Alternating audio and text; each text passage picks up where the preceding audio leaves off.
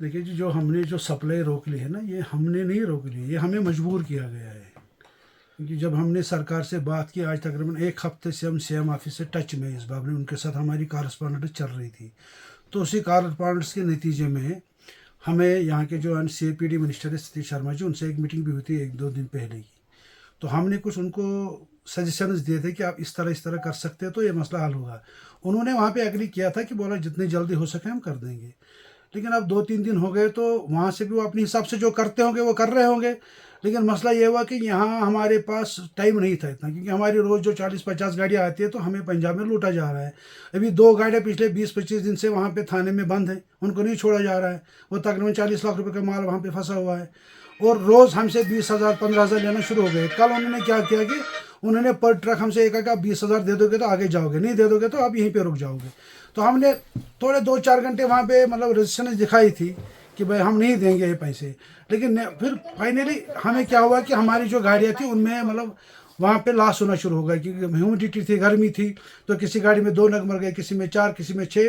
तो टोटल तकरीबन 90 के आसपास हमारे कल नग मर गए। तो वो तकरीबन 10-12 लाख रुपए का वो नुकसान हुआ। तो उसके फिर हम मजबूर हो गए उनको वो पैसे देने के लिए। तो फिर हमने पैसे दे के अपना माल वहाँ से निकाल दिया।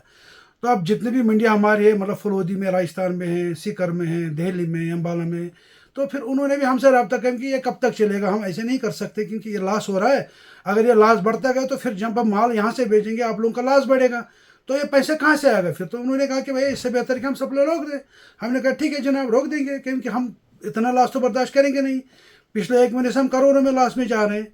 या तो दूसरा पास हमारे पास ये ऑप्शन है कि ये जो 30 रुपये 40 रुपये इसमें चढ़ रहे हैं तो फिर हम रेट बढ़ा दें। वो तो मुमकिन ही नहीं, ना वो ऐसा करने के शौक, मतलब हमारी वो कोई सोच है तो ना वैसा हो सकता है, ना हम रेट बढ़ाने के चक्कर में है।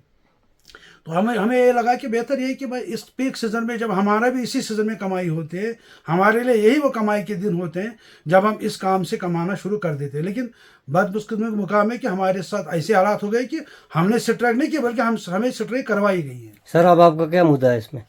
सर मुद्दा ये है कि मतलब ये जो है ना, हमने वहाँ के जितने भी एडमिनिस्ट्रेटर है उनसे हमने बात की, उनको हमने कम्युनिकेशन किया, वहाँ के चीफ सेक्रेटरी तक, वहाँ के DGP तक। लेकिन उसमें करप्शन का बहुत बड़ा हाथ है, निचले लेवल पर बहुत करप्शन चल रही है। और नीचे लेवल पर वो भी मतलब अगर ऊपर से कोई ऑर्डर निकाल देते तो नीचे लेवल पर नहीं हो रहा है वो। जब तक इसमें पोलिटिकल मतलब इन्वॉल्वमेंट नहीं होगी, हमारी सरकार ने भी हमें आज मैं मतलब डीडर साहब से मिला था, उनका भी बड़ा मतलब बहुत ही पुरजोश अंदाज में उसने बात हमारी सुनी भी और हमें भी अपने सजेशन दिए कि उनका भी ठीक ठाक रवैया था। लेकिन उन्होंने जब भी डिप्टी ओ से हमें बात करवाई, कमिश्नर सेक्रेटरी से भी, कमिश्नर सेक्रेटरी साहब ने भी हमारी बात बड़ी मतलब सुकून से सुन ली। उन्होंने फिर लास्ट में हमें ये दिया कि हमने भी उनको कुछ सजेशंस दी थी तो उन्होंने भी कुछ सजेशंस दी। उन्होंने फिर ये बोला कि हम मतलब एक मतलब छोटे लेवल पे एक टीम भेजेंगे वहाँ पे, वो सरकार से वहाँ की मतलब एडमिन वहाँ की ब्यूरोक्रेसी से बात कर लेंगे। लेकिन हमें नहीं लग रहा कि हम जहाँ जिस लेवल के वो अफसर भेजना चाहते उससे बड़े अफसर उस तक हम तो पहुँच चुके हैं, लेकिन नहीं हुआ कुछ। तो हमने सरकार को बोला सर इससे नहीं होगा, अगर आपको मतलब कुछ करना है तो आप बड़े लेवल पे कर लो। जिस तरह 2016 में उस वक्त की हुकूमत ने मिनिस्टर लेवल पे एक टीम डिप्यूट की थी, उसमें डायरेक्टर लेवल के लोग थे, तो वो वहाँ जाके गए थे, हम उनके साथ में थे, हमने हर चीज़ उनको प्रोवाइड की थी, जो डॉक्यूमेंटेशन चाहिए थी वो दे दी थी और उस टाइम में रुक गया था। तो भी हम मतलब यहाँ हमने यहाँ कोई स्ट्राइक नहीं की, यहाँ की दुकानों पे जो हम सप्लाई वो भी बहाल है। लेकिन जो वहाँ से माल बरामद होता है आउटसाइड स्टेटों से, वो सारी मंडियाँ बंद हो गई, वहाँ से दरामद बंद है आज के डेट। आपको नहीं लगता? महसूस भी करते और हमने अपने प्रेस रिलीज में लोगों से माफ़ी इस सिलसिले में मांगी है कि बिल्कुल हमारे लिए तो ये सबसे बड़ी परेशानी तो यही है कि शादियों का सीज़न है, हमें भी 10 रुपये कमाने का सीज़न है। लेकिन क्या करें, अगर शादियों का सीज़न है, अगर हम वहाँ से माल मंगवा ले तो फिर हमें रेट बढ़ानी पड़ेगी। रेट बढ़ने का तो सवाल ही नहीं बनता है, क्योंकि आज से 3-4 महीने रेट बढ़ गई थी। तो अगर रेट बढ़ गई तो ये रेट फिर नीचे आएगी नहीं, इसलिए हम उस हक में भी नहीं है।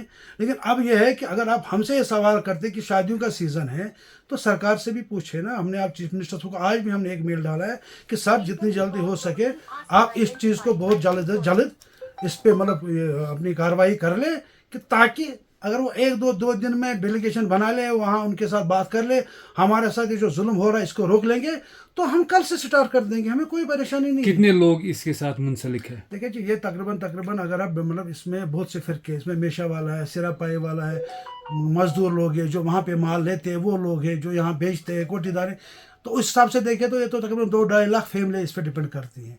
तो वैसे ही तकरीबन 20-30 हज़ार दुकानदार लगा के यहाँ पे भी हैं।